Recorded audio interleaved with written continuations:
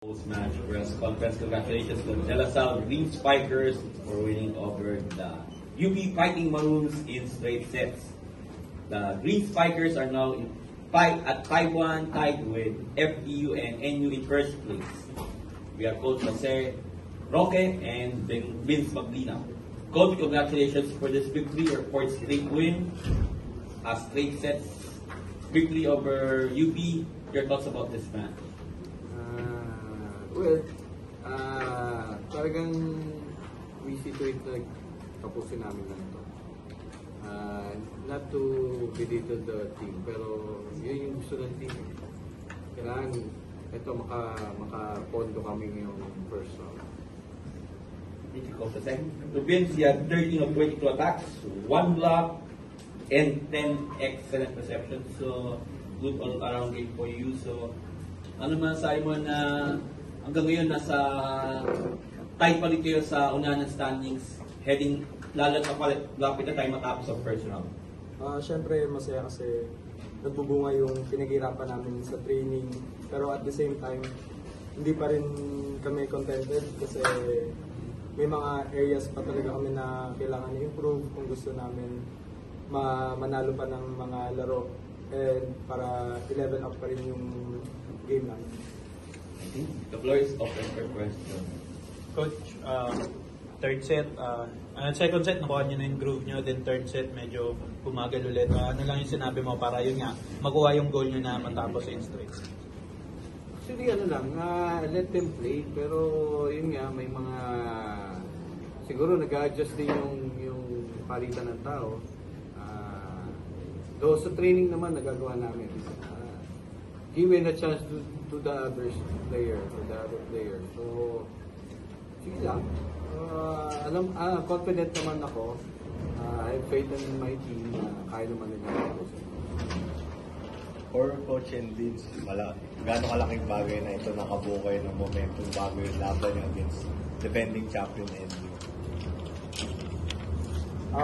Syempre, masaya kasi ayun, may momentum kami, winning streak, pero at the end of the day, iba na yung magiging kwento pagdating ng NU kasi it's another game, round 1 against NU. Ayun, parang we haven't won a game against NU pa din since last season, and then really siguro yun yung magiging motivation ng bawat isa to keep pushing themselves sa training and especially sa game.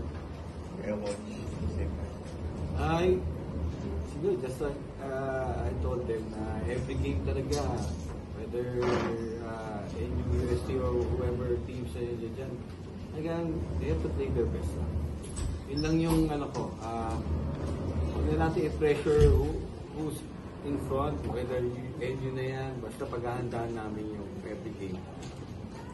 Coach, apat nga dito ang nagtapos in double-digit scoring for the team. Gaano kalaki yun for the team and for the players na yun nga, may apat na pwedeng score for the team and to be able to get this straight set victory?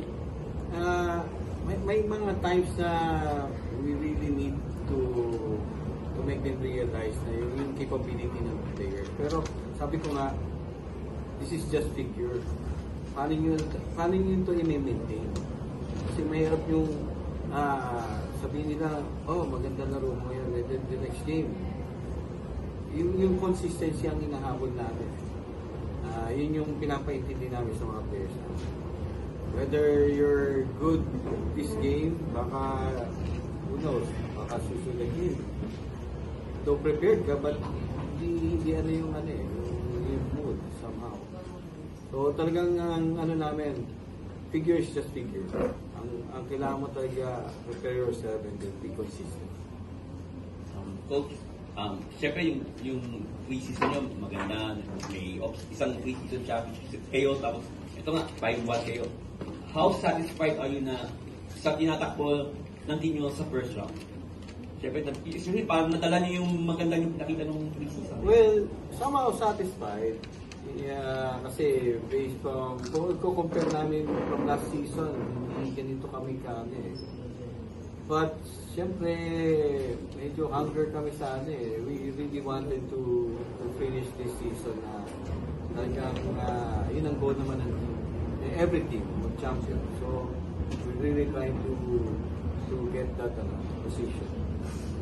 Hopefully, ma-achieve namin. Congratulations, Coach Jose, and